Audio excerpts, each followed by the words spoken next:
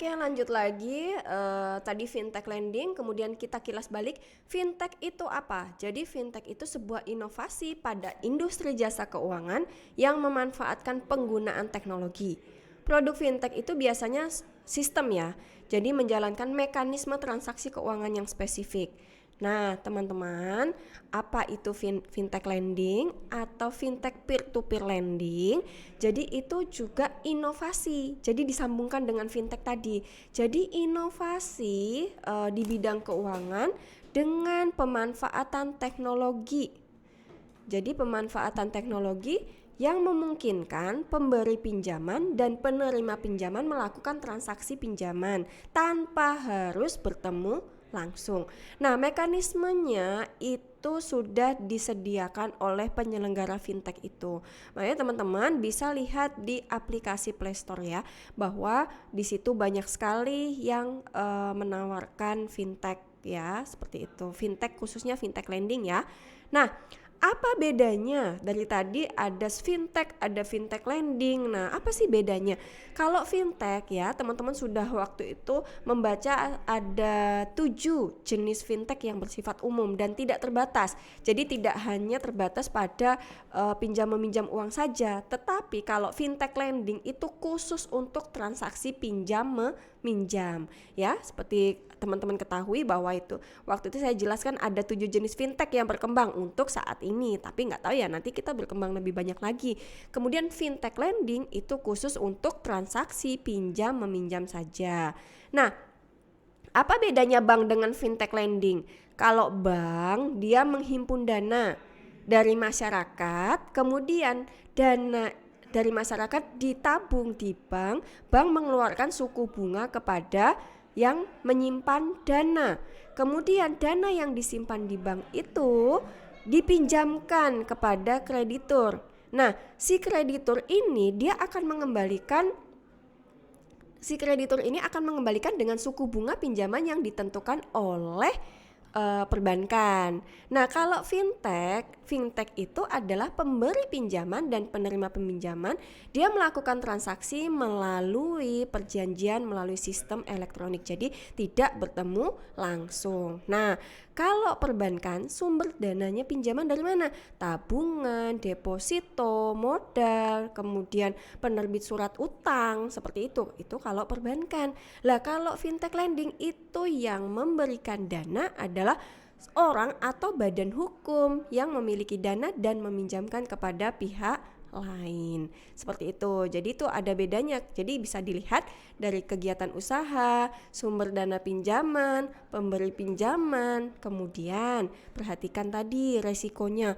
Kalau ada resiko untuk perbankan ditanggung oleh bank. Ya, kalau tidak kembali perbankan yang akan menanggung, tapi uang yang dipinjam dari himpunan dana tadi dari nasabah akan kembali. Tetapi kalau misalnya fintech lending itu ditanggung oleh pemberi pinjaman. Seperti itu ya. Jadi ini beberapa perbedaan, ada 6 ya. Kemudian pengawasannya kalau bank dilakukan oleh bank langsung, tapi kalau misalnya fintech ya pengawasannya ya dilakukan antara pemberi pinjaman dan penerima pinjaman. Nah, bagaimana jika ada fintech ilegal, teman-teman? Kalau ada fintech ilegal, teman-teman saya bilang jangan takut bahwa ada OJK, ada kontaknya, kemudian langsung kita cek kemudian kontak ke OJK. Siapa sebenarnya penyelenggara lending, fintech lending ini ya? Penyelenggara fintech lending itu dapat berupa suatu badan hukum atau koperasi yang memiliki sistem dengan mekanisme transaksi pinjam meminjam secara online gitu. Kemudian melalui aplikasi atau laman website. Jadi habis ini teman-teman harus atau wajib membuka website atau aplikasi yang berhubungan dengan fintech lending untuk kita diskusikan di kelas. Seperti apa sih fintech lending? Kalau ini teorinya lah, seperti apa? Ya, jadi teman-teman bisa melihat modalku, kemudian investasi itu juga ada ya. Nanti kita jelaskan di pas perkuliahan. Terus bagaimana cara kinerja fintech lending ya? Jadi fintech lending itu memang dia mempertemukan pemberi pinjaman dan penerima pinjaman. Jadi si pemberi pinjaman wajib ya pemberi pinjaman dan penerima pinjaman wajib registrasi, mengisi data dulu yang diperlukan sebelum dapat mengajukan pemberian pinjaman ataupun permohonan pinjaman. Nah, kemudian aman nggak ya memberikan pinjaman melalui fintech lending? Nah, ini banyak yang ditakutkan atau banyak pertanyaan tentang aman nggak sih memberikan pinjaman melalui fintech lending. Pemberi pinjaman itu memang senantiasa ya baca syaratnya, ketentuan perjanjian, terus pemberi pinjaman itu dia harus tahu bahwa resiko pemberian pinjaman itu seperti apa. Yang tadi saya bilang besar sekali resikonya apabila sampai tidak dikembalikan. Seperti itu. Kemudian adanya gagal bayar seperti itu. Jadi fintech lending itu dia tidak menjadi tanggung jawab ya. Jadi dia tidak bertanggung jawab, tetapi yang beresiko adalah pemberi pinjaman. Makanya saran saya adalah jangan memberi pinjaman dalam jumlah yang besar. Tetapi kita kadang kita baca dulu ya track record yang mau meminjam ini. Oh, ini yang sering meminjam, seperti itu bolehlah kita kasih pinjaman.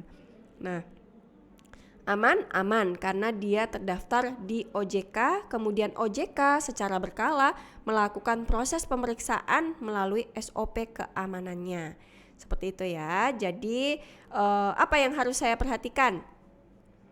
Penyelenggara fintech lending itu terdaftar atau berizin di OJK. Kemudian ajukan pinjaman hanya pada penyelenggara yang terdaftar pada OJK ya. Jadi kita itu harus tahu, oh ini nama ini masih ada di daftaran OJK.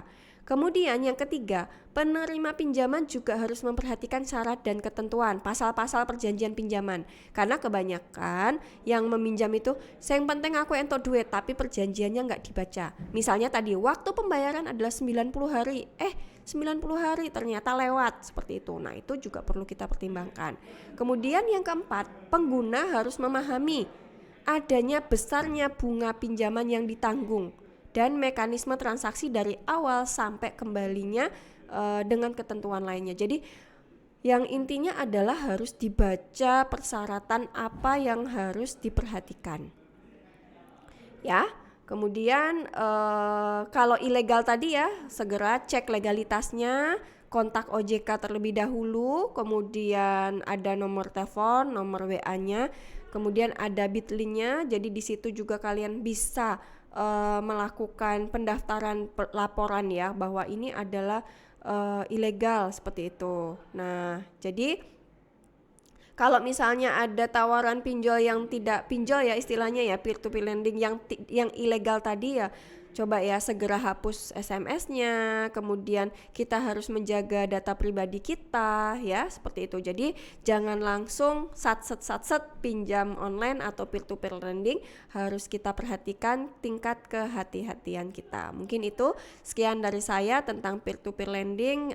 Kita akan lanjutkan kembali pertemuan di minggu depan. Wassalamualaikum warahmatullahi wabarakatuh.